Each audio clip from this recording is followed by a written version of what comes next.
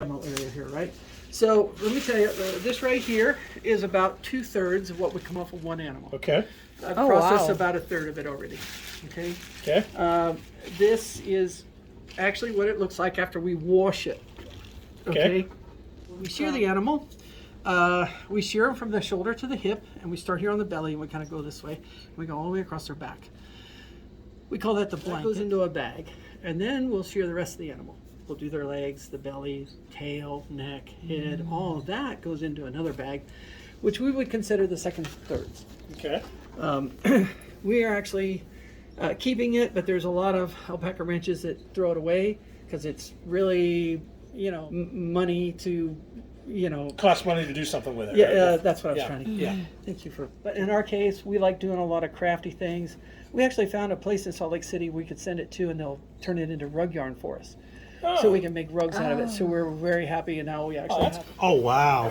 And so what they do is they actually use a cotton core. It's actually a little rope, and then they wrap the hairs around it like that. And this is what the yarn looks like right here. Wrap it around it. And so this right here just made that. So that I could stretch it. Yep. Yeah. So that I could give an example of what it would be like. Yeah. Right. So this is the stuff you would not want to put against your skin, but you still feel how soft that is. Yeah. These alpaca products are considered hyperallergenic. So people are allergic to wool have no problems with alpaca. Okay. Another selling point. Exactly. Just as warm and just as strong as wool. But in the industry, they're getting to the point where they're getting so small that the hollowness is going away, and they're now discussing on whether we should do that anymore. Yeah. So they'll be soft, but not as insulating.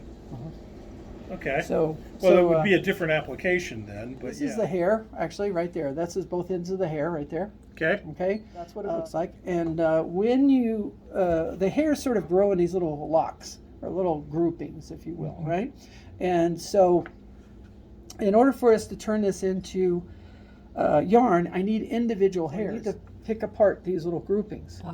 And I need individual hairs like this. And this process is called picking.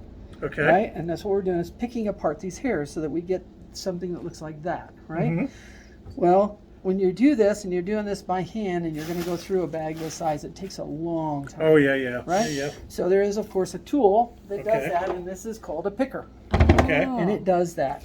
So there are only 4 steps to this whole process. This is step 1 for where it's washed and dried. Okay? So there's step 1. Step 2 is the picking. And so this is the tool we use for that. And what I do is I put that in here, I run this back and forth, and what comes out the other end, see here? And all this is a bunch of nails. There's a bunch of nails on there, you see that? And so what's great about this is that I can run this through a couple of times to make sure that it's good and picked apart. And I could use this tool right here, and I can go through this whole bag in about an hour and a half, okay? Compared to doing it by hand, right? Yeah. So you see there? So there you go. There's step 2. Okay. All right, and it won't let go of me. Let go. It's like Too much static. Organize those hairs so that they're all going the same direction. So I essentially need to comb it. That process is called carding. Yeah. Right? And so this is what we have here. These are hand card. This is how we do it by hand. Yep. Right? So if you look at these, they look a lot like a dog there, and you notice these are curved. Well, these teeth are a little stiffer than what you'd find on a dog brush, because you're not going to be brushing their skin, right? So these are a little stiffer, and then of course it's curved. And I'm going to show you why there's a bend and why they're curved here. So when we do this, we load this up like that, and I'm going to comb these so that all the hairs are going the same direction. So I'm going to take that little hook or bend, and I'm going to do this one the opposite direction. You see that? And then I'm going to take this. And this is why we get to a point where I can't go anymore, right? Because those are going opposite direction. So this is what I do is I stab it, and then I pull up on it. And I rock it here, and you see how I do that. And so what I do is I transfer it from here to here. And then I'll turn this so that I'm sort of peeling that off of there with that little bend. And then I can do this a couple of times. And so then by doing this, I now have all of these hairs, see here? I now have all these hairs in direction, like this. They're all more or going the less, same yeah. way, right? Generally, okay. So that's how we would do it by hand. That's step 3. Right? Now, would you do it more if you're doing it for real, or is that about how Yeah, much? I would do it probably a little more, Okay. just one more time, really, but because it would look more like that actually. Okay. Okay, but there's a much faster way than that by hand. So I'm going to show you how we do this with another thing. And this tool, this is called a drum carder. It does essentially the same thing as the hand carders. It even has a little bend on here, the little bend on this wheel. But when I turn the wheel, you notice how the top of that wheel is going that way. Top of that one's going the opposite direction. So what's happening right here in the middle is that you get the same thing going on as that with the Got it. like that. And so as we peel or run this through here, we can add the hair in this end. We add the hair in this end. The little wheel pulls it in. The big wheel pulls it off of the little wheel, and then I use this here to pack it down. I'll pack it down. I worked real hard at that one. Bad puns. Okay. So I pack it down, and then there's a spot right here, right, a little break in this, where I use this tool here, and then I go through, and what I do is I peel that off of there. Now, all those hairs were that long, remember? I haven't changed the length of those at all, but so they're in there sort of like this, and what I do is I sort of separate them by running my Right. tool through there. So I peel it off of there. This is what it looks like when it comes off. Wow. Okay, When you do the whole that's when I fill it. fill it. Because Okay. I'll fill it up to the ground and see the teeth. That could almost Look at be that. where I would take it off. So Okay. it's getting there. But this is what it looks like. You And wanna now see? the fibers are very much aligned. Yeah. Okay. Okay, and you can see how much more aligned those are. Yep. And you can also see that you have to remember now, all of those hairs are only that long, but there's so many in They're there. all interlaced staggered. and yeah. Okay, which is going to be important for the next step. Okay. Okay. So that and this is the same. So there's 1, 2, 3 steps, right? All right, so here's the last one. The last step is spinning. So this is how we would do it by hand. Actually, this is how they made yarn and thread for over 9,000 years. Yeah. Was something like this. It was nothing more than a stick and a weight, and a little. The weight could be at the top or the bottom. It doesn't matter. Instead of a metal hook, they might have a little notch in the wood so that you can have a little hook on there, right? But they found in archaeological digs where they had these sort of wedge-shaped pieces of wood with a notch on the end of it, and laying next to it was a stone with a hole in it, and they were able to slide it over and boom, drop spindle. So, okay. Nothing new under the sun. All right, so here's how we. I'm going to take this little bit here that I did by hand. I'm going to take that, and I'm just going to take these hairs and I'm going to overlap that right there. See that? Now I want you to watch this right here, because this is where the magic's going to happen, right here.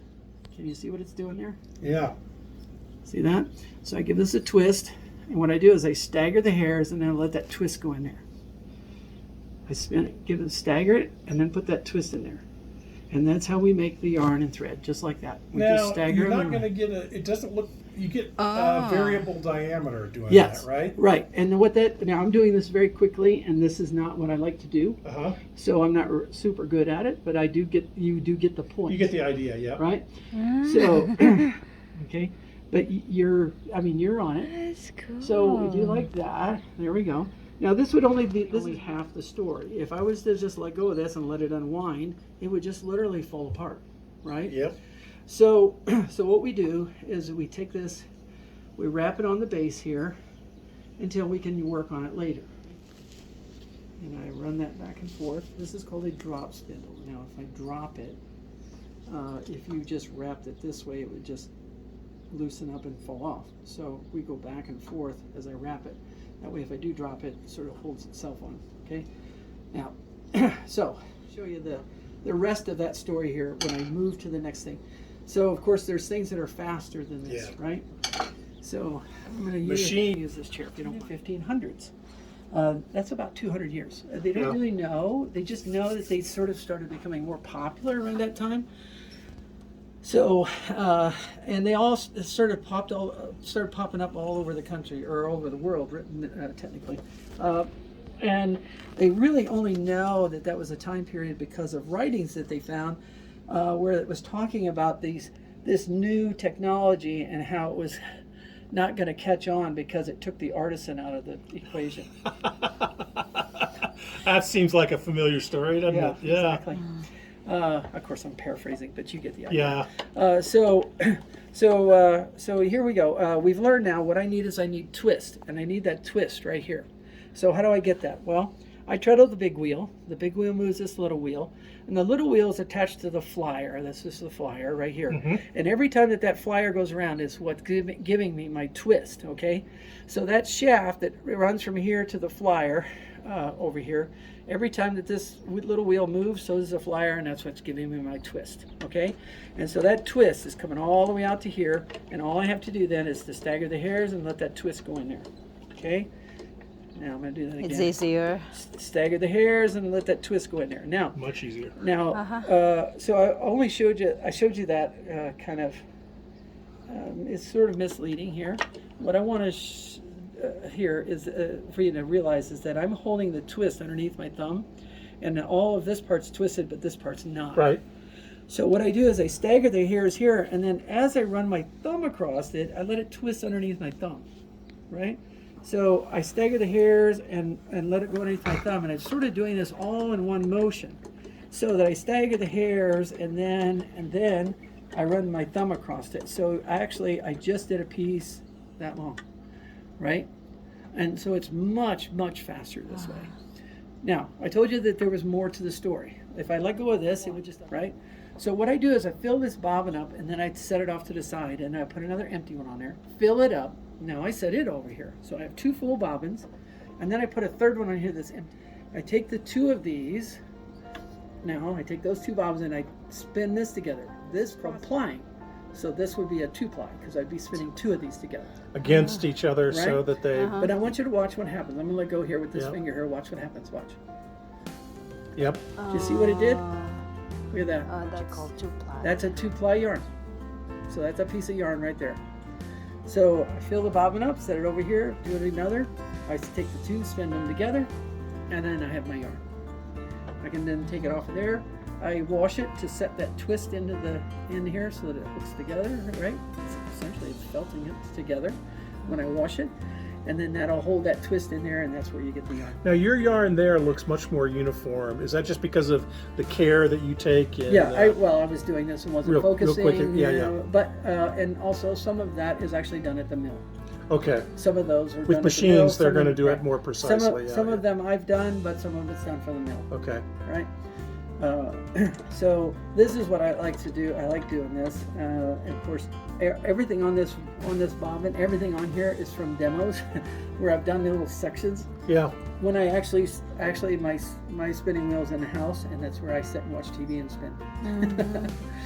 So that's what this is. Pretty therapeutic, I would imagine. Yeah. Well, you have a stressful job. You have a stressful job, and then when you come home, you're like, I just need to do something mindless. I want to veg out or whatever. Right. Well, this is my way of, and I've actually been asked several times, like, why do you like it? And I said, I think I figured it out. It's the rhythm. I think because I get this as I'm going, I get this sort of like in my head. I get this sort of tick in my head, right? And it's soothing. Well, it allows you to, it forces you to concentrate something other than your problem, and allows you to zone out. I get it completely. Walking does when my knees are cooperating. Right. Walking does the same thing for me. It's that's interesting. The therapeutic part of it could be interesting. Yeah.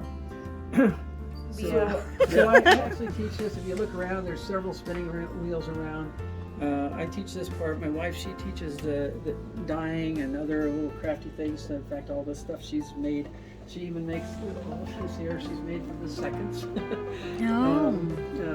She 4-hour class on spinning. The rest of the time it's just hands-on and just getting the feel of it. And you've got me there to kind of this, and I actually do enjoy this. So then like here recently, we just had someone come down from Oregon looking at our alpacas, and it was the first.